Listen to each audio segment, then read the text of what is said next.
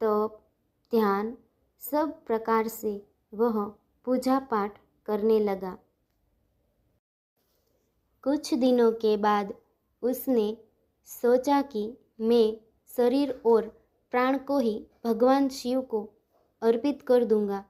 ऐसा सोचकर वह अपने शरीर का मांस काट काट कर यज्ञ कुंड में डालने लगा, लेकिन भगवान शिव प्रसन्न नहीं हुए। परेशान होकर एक दिन उसने अपना शीश काटकर भगवान शिव को अर्पित करने का फैसला किया।